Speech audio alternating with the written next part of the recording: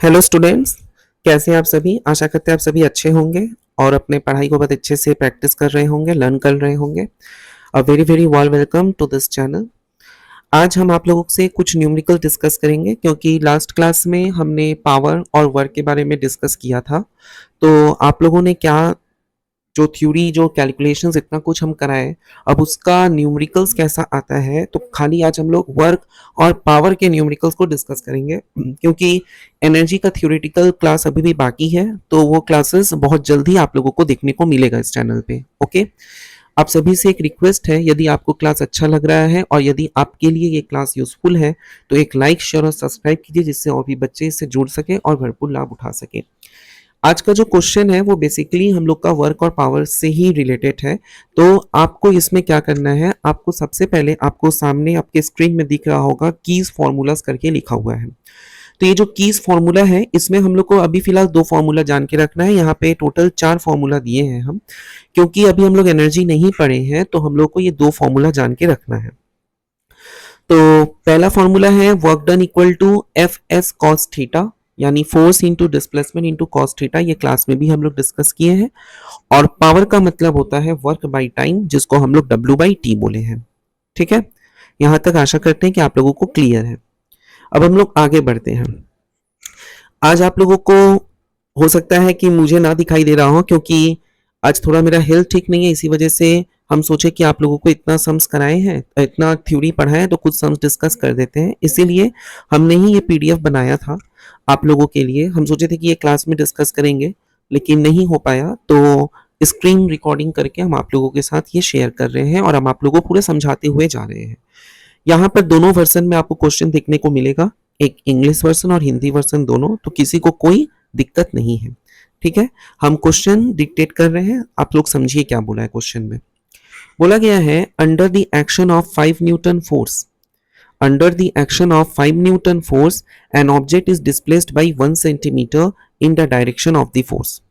क्या बोला गया है कि किसी ऑब्जेक्ट में अगर हम 5 न्यूटन का बल, यहाँ पे क्या लिखा गया है, 5 न्यूटन बल के प्रभाव में किसी वस्तु बल की दिशा में 1 सेंटीमीटर विस्थापित होती है। मतलब कोई एक ऑब्जेक्ट है, एक ऑब्जेक्ट में अगर हम 5 न्यूटन का फोर्स दे रहे हैं तो वो ऑब्जेक्ट अपना इनिशियल पोजीशन से फाइनल पोजीशन में जा रहा है, मतलब उसका पोजीशन चेंज हो रहा है। तो आपसे पूछा गया है कि वर्क डन क्या होगा। तो हम लोग का वर्क डन का फॉर्मूला क्या होता है, वर्क डन का मतलब होता है फोर्स इनटू डिस्प्लेसमेंट। तो आप सॉल्यूशन में देख पा रहे हैं कि force applied equal to 5 newton, displacement हम लोग का 1 सेंटीमीटर जिसको 0.01 मीटर बोले हैं। तो वर्क डन हम लोग का फोर्स इनटू डिस्प्लेसमेंट हो गया, तो 5 इंटू 0.01 यानी कि 0.05 जूल हो गया, क्योंकि हम लोग को पता है कि वर्क डन का यूनिट हम लोग का जूल होता है। आया बात समझ में। यहाँ तक किसी को कोई प्रॉब्लम है या कोई दिक्कत है तो आप लोग कमेंट बॉक्स में जवाब दीजिएगा। और एक बात, क्योंकि हम लोग न्यूमेरिकल्स कर रहे हैं तो आप लोग पेन कॉपी अपने साथ रखिए, क्योंकि आपको ये करना पड़ेगा कॉपी में। थ्योरेटिकल क्लास नहीं है कि हम आप लोग को समझा रहे हैं तो आप लोग समझ जाइएगा, आपको प्रैक्टिस करना पड़ेगा। तो इसके लिए आपको ये न्यूमेरिकल्स कॉपी में लिखना होगा। और ये न्यूमेरिकल्स आपका कोई टेक्स्ट बुक से नहीं है, ये न्यूमेरिकल्स हम खास तौर पे बहुत से स्कूल के पेपर से कलेक्ट किए हैं, जिसके स्कूल के एग्जाम में ऐसा क्वेश्चन आया है। ठीक है, तो अब हम लोग नेक्स्ट क्वेश्चन की ओर बढ़ते हैं। तो ये क्वेश्चन में उम्मीद है कि आप सबको क्लियर होगा कि यहाँ पे 5 न्यूटन का फोर्स दिया गया है, डिस्प्लेसमेंट 1 सेंटीमीटर है, तो हम लोग को पता है क्या, force into displacement work done होता है। यानी कि हम लोग बोल सकते हैं क्या, कार्य जो होगा वो हम लोग का क्या होगा, बल एवं विस्थापन का गुणनफल। तो उसको मल्टीप्लाई करेंगे, हम लोग का आंसर आ जाएगा। ठीक है, ये क्वेश्चन नंबर 1 क्लियर हुआ। और जो आप लोगों से रिक्वेस्ट है कि ये फॉर्मूला ध्यान रखिएगा, जो फॉर्मूला ऊपर लिखा हुआ है। ओके, चलिए अब हम लोग नेक्स्ट क्वेश्चन की ओर बढ़ते हैं। नेक्स्ट क्वेश्चन है a force of 5 dyne is applied on an object. किसी वस्तु में या किसी वस्तु पर 5 डाइन का बल लगाने पर वह वस्तु की दिशा में 2 मीटर विस्थापन हो जाती है। मतलब अगर किसी ऑब्जेक्ट में हम 5 डाइन का बल लगा रहे हैं तो डिस्प्लेसमेंट जो हो रहा है उस ऑब्जेक्ट का वो 2 मीटर का दूर हो जा रहा है। कहाँ पे दूर हो रहा है, फोर्स के डायरेक्शन में। तो आपसे पूछा है कि वर्क डन क्या है, आपसे पूछा है कि वर्क डन क्या है। तो वर्क डन आपसे पूछा गया है, तो इसको हम लोग कैसे करेंगे, यहाँ पर भी सेम चीज़ है, आगे क्वेश्चन की तरह सिमिलर है, लेकिन यहाँ पर आपको एक चीज़ ध्यान रखना है कि यहाँ पे जो फोर्स है वो आप लोगों का जो यूनिट है फोर्स का वो डाइन दिया है, मतलब वो सीजीएस में दिया है, और डिस्प्लेसमेंट का यूनिट मीटर में दिया है, मतलब ये आप लोगों का एसआई में दिया है। तो ये एसआई को सीजीएस में कन्वर्ट करने के लिए हमको मीटर को सेंटीमीटर में ले जाना होगा। तो मीटर को सेंटीमीटर में ले जाने के लिए 100 से मल्टीप्लाई करना पड़ता है, इसीलिए 2 इंटू 100 200 सेंटीमीटर हुआ। आया बात समझ में? उम्मीद है आपको ये समझ में आया होगा। और फिर दोनों को मल्टीप्लाई कर देंगे, work done equal to force into displacement, यानी 5 इंटू 200 यानी 1000 अर्थ। तो ये हम लोगों का आंसर होगा। आया बात समझ में? इसमें किसी को कोई दिक्कत या किसी प्रकार का कोई प्रॉब्लम अगर है तो आप लोग बेझिझक पूछिएगा। यहाँ पे देखिए हम कैलकुलेशन स्टेप बाय स्टेप आपको एक्सप्लेन कर रहे हैं, ऐसा नहीं है कि एकदम हम आप लोगों को कुछ एक्सप्लेनेशन नहीं कर रहे हैं, स्टेप बाय स्टेप कर रहे हैं। मुझे उम्मीद है आप लोगों को ये समझ में आएगा। तो फोर्स को हम लोग 5 टाइम लिखे हैं, डिस्प्लेसमेंट को 2 मीटर यानी 200 सेंटीमीटर, हिंदी में फोर्स को बल बोलते हैं, डिस्प्लेसमेंट को हम लोग विस्थापन बोलते हैं, और वर्कडन को कार्य बोलते हैं। तो 5 इंटू 200 1000 अर्क हो गया। आया बात समझ में? चलिए अब नेक्स्ट क्वेश्चन की ओर बढ़ते हैं। अगला क्वेश्चन आपको दिखा रहे हैं, an amount of 26.2 joule work is done to move an object by 20 centimetre. किसी वस्तु को 20 सेंटीमीटर घसकाने के लिए हमको कितना बल करना पड़ा? 26.2 जूल का वर्क करना पड़ा। तो फोर्स कितना लगा उसमें, ये चीज आपको फाइंड आउट करना है। देखिए हम हिंदी में बोले किसी वस्तु को 20 सेंटीमीटर विस्थापित करने में 26.2 जूल की कार्य किया जाता है, लगाए गए बल का मान क्या है? तो कितना बल यानी कितना न्यूटन फोर्स आप अप्लाई किए हैं वो चीज आपको फाइंड आउट करना है। तो यहाँ पर भी क्या है, वर्क डन हम लोग का 26.2 जूल दिया है, डिस्प्लेसमेंट हम लोग का क्या है सेंटीमीटर में था, तो उसको मीटर में लेके जाना होगा क्योंकि ये ऐसा ही है। तो यहाँ पे ये चीज हम लोग को बोला गया है, तो सबसे पहले हम लोगों को सीएसआई में लेके जाना पड़ेगा। तो 20 सेंटीमीटर जो था, तो 20 सेंटीमीटर हमको दिया, 20 सेंटीमीटर दिया हुआ है, तो 20 सेंटीमीटर को हमको मीटर में लेके जाना होगा, जिसको हम लोग 0.2 मीटर कह रहे हैं। तो यहाँ पर इसको फोर्स इक्वल टू हम लोग का वर्क बाई डिस्प्लेसमेंट, क्योंकि हम लोग को पता है work equal to force into displacement होता है, तो उसमें प्लेस इंटरचेंज हुआ है। तो जब हमको W का वैल्यू दिया है और S का वैल्यू दिया है तो F फाइंड करना है, तो इसीलिए हम लोग का S नीचे आ गया। तो यहाँ पे 26.2 बाई 0.2 तो 131 न्यूटन हुआ। तो ये आप लोगों का क्या है, ये आप लोगों का यहाँ पर सॉल्यूशन है। आया बात समझ में? अगर सॉल्यूशन में किसी को कोई दिक्कत है या कोई भी कोई क्वेरीज है तो आप लोग पूछिएगा जरूर, हम डेफिनेटली आप लोग का हर एक डाउट क्लियर करने का कोशिश करेंगे। और यदि कोई 10 क्लास के स्टूडेंट देख रहे हैं, यदि आप लोग चाहते हैं कि 10 का भी ऐसे न्यूमेरिकल्स हम आप लोगों को सॉल्व कराएं, तो डेफिनेटली हम कोशिश करेंगे कि आप लोगों का भी ये पॉसिबल किया जा सके, न्यूमेरिकल जितना भी हो सके। ठीक है, अब हम लोग नेक्स्ट क्वेश्चन की ओर आगे बढ़ते हैं। तो यहाँ तक जितना भी क्वेश्चन है, 3 क्वेश्चन डिस्कस किए हैं, तो तीनों क्वेश्चन में किसी को कोई प्रॉब्लम कोई दिक्कत नहीं है। ओके, तो अब हम लोग नेक्स्ट क्वेश्चन की ओर आगे बढ़ते हैं। अगला क्वेश्चन जो है हम लोगों का वो है 60 newton force is applied on an object and the object is displaced by 2.5 metre. किसी ऑब्जेक्ट में अगर हम बल जो कर रहे हैं वो 60 न्यूटन का फोर्स अप्लाई कर रहे हैं, ठीक है, 60 न्यूटन का फोर्स यदि हम अप्लाइड कर रहे हैं किसी ऑब्जेक्ट में, और बोला गया है क्या, and the object is displaced by 2.5 metre, और ऑब्जेक्ट को 2.5 मीटर से डिस्प्लेस्ड किया गया। ओके, ऑब्जेक्ट से 2.5 मीटर डिस्प्लेस्ड किया गया, मतलब अगर हम ऑब्जेक्ट में 60 न्यूटन का फोर्स अप्लाई किए तो ऑब्जेक्ट अपना जगह से जो है 2.5 मीटर दूर गया at an angle 90 degree of the direction of force. जिस डायरेक्शन में फोर्स दिए ठीक उसके परपेंडिकुलरली वो मूव किया। तो आपसे पूछा है what is the work done, तो वर्क डन क्या है ये आपसे पूछा है। तो देखिए यहाँ पे जब एंगल दिया है तो हम लोग का जो फॉर्मूला था, यहाँ पे आप देख पा रहे होंगे, ये रहा हम लोग का फॉर्मूला। तो ये जो फॉर्मूला है, इस फॉर्मूला में आप देख पा रहे हैं क्या कि W work done equal to force into displacement into cos theta. ये देख पा रहे हैं ना, force into displacement into cos theta. तो वही चीज यहाँ पे हम लोग का अप्लाई हुआ है। तो यहाँ पे हम लोग क्या बोल रहे हैं, यहाँ पे हम लोग का यही है कि W equal to F into S into cos theta. Theta वो एंगल जो है वो थीटा में बैठेगा, एफ की जगह 60 बैठेगा और एस की जगह 2.5, क्योंकि ये सभी यूनिट हम लोगों का क्या दिया है, सीजीएस में दिया हुआ है। सभी यूनिट क्या है, सॉरी सभी यूनिट हम लोग का एसआई में दिया है, नॉट इन सीजीएस, एसआई में दिया हुआ है। तो हमको कुछ चेंज नहीं करना पड़ा, डायरेक्ट हम उसको वैल्यू में बैठा दिए। अब हमको पता है कि cos 90 जीरो होता है, तो मतलब वर्क डन जीरो हो गया।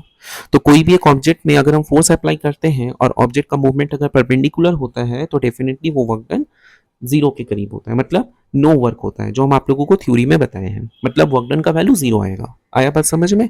और यदि कोई थ्योरी क्लास नहीं किए हैं तो आपसे रिक्वेस्ट है कि पिछला 2 क्लास जरूर देखिए, उसमें हम पूरा थ्योरीटिकली एक्सप्लेन किए हैं कि कैसे करना है। नहीं, हम आज थ्योरी कराने वाले थे, फिर हम सोचे कि न्यूमेरिकल्स करना जरूरी है, अभी 2 टॉपिक हो गया है तो डेफिनेटली एक न्यूमेरिकल क्लास आपको करवा देते हैं, जिससे आप लोग को भी समझ में आ जाए कि सम्स बनाना कैसे है उस फॉर्मूले से। ओके, तो यहां तक क्लियर हुआ। ये क्वेश्चन नंबर 4 को अगर हम हिंदी में बोले तो बोला गया है किसी वस्तु पर 60 न्यूटन बल लगाया जाता है और वस्तु बल की दिशा से 90 डिग्री के कोण पर 2.5 मीटर विस्थापित होती है, तो कार्य क्या है ये चीज फाइंड करना है। तो मतलब वही फोर्स के जगह आपको 60 न्यूटन, डिस्प्लेसमेंट के जगह 2.5 न्यूटन और एंगल की जगह 90। आया बात समझ में? थीटा की जगह इसको बैठा देंगे तो हम लोग का आंसर आ जाएगा। नेक्स्ट क्वेश्चन की ओर बढ़ते हैं, क्वेश्चन नंबर 5। इसमें है a force of 3 Newton displaces an object by 6 meter at an angle 60 degree to the direction of force. Calculate the work done. आपको वर्क डन कार्य निकालना है। एक फोर्स दिया है 3 न्यूटन का, डिस्प्लेसमेंट आपको दिया है 6 मीटर का, तो दोनों ही हम लोग का ऐसा ही में है, तो हम लोग को यहाँ पे कोई चेंज नहीं करना है। एंगल आपको 60 डिग्री दे दिया है, तो यहाँ पे क्या है, फोर्स इक्वल टू 3 न्यूटन दिया है, displacement S newton, X equal to 6 metre दिया है और एंगल 60 डिग्री दिया है। तो सबका value W equal to F S cos theta में बैठा देंगे तो हम लोग का वर्क डन 9 जूल आ जाएगा। आया बात समझ में? यहाँ तक सबको क्लियर हुआ?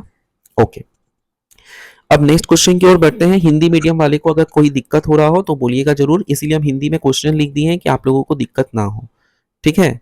जैसे 3 न्यूटन, अगर हम 5 नंबर क्वेश्चन को बोले तो 3 न्यूटन का बल किसी वस्तु को बल की दिशा से 60 डिग्री के कोण पर 6 मीटर विस्थापित करता है, तो कार्य कितना होता है। तो मतलब विस्थापित मतलब एस, न्यूटन का मतलब फोर्स और डिग्री मतलब एंगल, थीटा की जगह बैठाना है, ठीक है।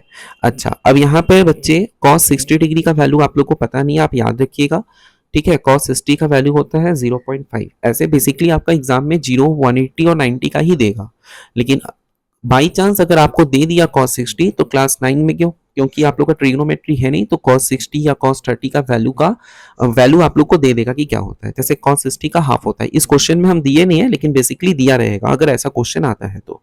आया बात समझ में? नेक्स्ट क्वेश्चन की ओर आगे बढ़ते हैं। अब हम लोग देखिए, तो यहां तक हम लोग का वर्क डन का क्वेश्चन था कि कैसे करेंगे, तो आप देख लिए कि वर्क डन का क्वेश्चन ऐसा ही रहेगा, आपको फोर्स दिया रहेगा, डिस्प्लेसमेंट दिया रहेगा और एंगल अगर दिया रहेगा, फॉर्मूला में बैठाइएगा तो आप लोगों को आराम से आंसर आ जाएगा। यहां तक किसी को कोई दिक्कत है वर्क डन का? कोई अगर दिक्कत, किसी भी प्रकार का अगर डाउट हो तो बोलिएगा। कोई दिक्कत नहीं है? ओके, तो अब हम लोग आगे बढ़ते हैं। नेक्स्ट अब हम लोगों का है, अब पावर का क्वेश्चन करेंगे। क्वेश्चन नंबर 6 से पावर का क्वेश्चन है। तो क्वेश्चन नंबर 6 में क्या दिया हुआ है?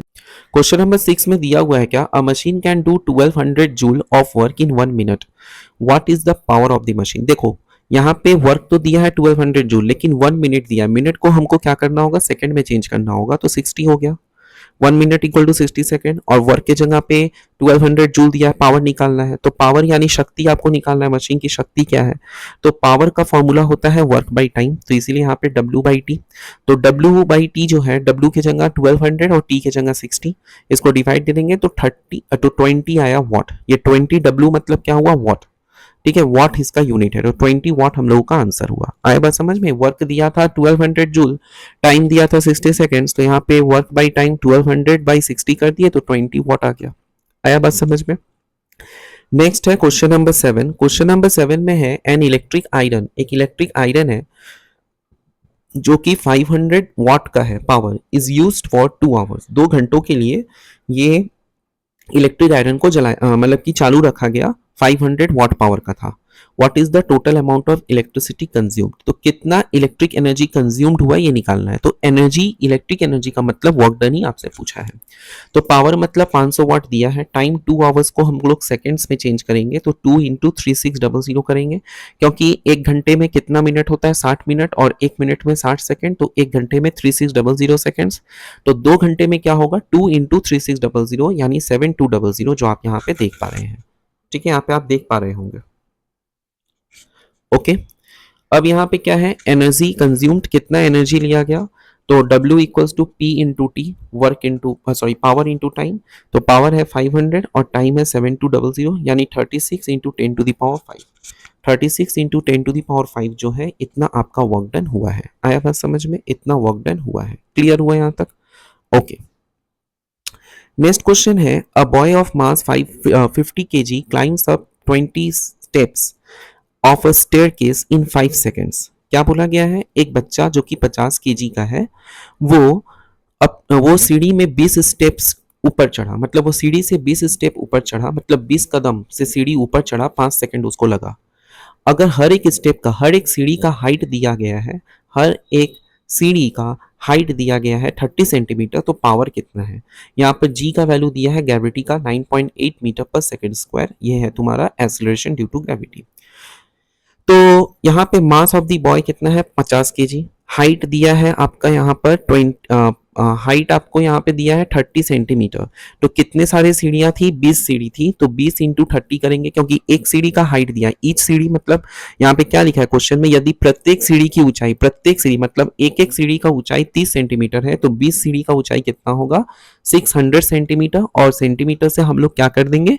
मीटर में, क्योंकि हमको एसआई में लेके जाना है, तो 6 मीटर हुआ। टाइम है 5 सेकेंड्स। तो वर्क का फॉर्मूला होता है फोर्स इंटू डिस्प्लेसमेंट। तो यहाँ पे फोर्स क्या है? Mass into acceleration. तो मास मतलब 50, एक्सीलरेशन ड्यू टू ग्रेविटी को जी लिखे हैं, तो जी, ये mass into acceleration Newton second law से आया है। तो एक्सीलरेशन ड्यू टू ग्रेविटी को जी लिखे हैं और डिस्प्लेसमेंट को एच यानी हाइट बोला गया है। तो यहाँ पे सबका वैल्यू बैठा दिए 50 इंटू 9.8 इंटू 6।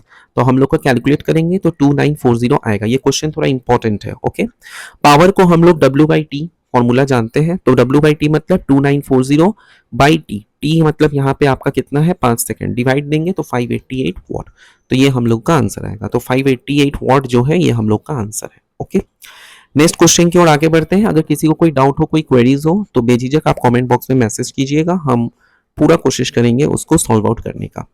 क्वेश्चन नंबर 9 पूरा सिमिलर क्वेश्चंस है, एक बार हम आपको बोल देते हैं। एक बॉय का वेट है 40 kg का, वो 20 सेकंड का समय लगता है 40 सीढ़ी को पार करने में, और प्रत्येक सीढ़ी का हाइट 20 सेंटीमीटर है, तो पावर क्या है? पूरा सेम क्वेश्चन है, 8 की तरह पूरा सिमिलर है, तो इसको हम एक्सप्लेन नहीं कर रहे हैं। आप यहाँ पे स्क्रीन में देख पा रहे होंगे, इसको एक बार देख लीजिए।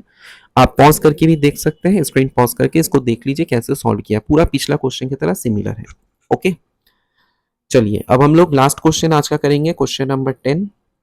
ओके, ऐसे टोटल कितना क्वेश्चंस है इसमें? टोटल आपका क्वेश्चंस है 14 क्वेश्चन है, ठीक है, लेकिन आज हम क्वेश्चन नंबर 10 लास्ट करेंगे। तो क्वेश्चन नंबर 10 में क्या दिया गया है? A person weighting 60 kg climbs to a height of 10 metre in 2 minutes carrying a 10 kg bags, find the power of the person.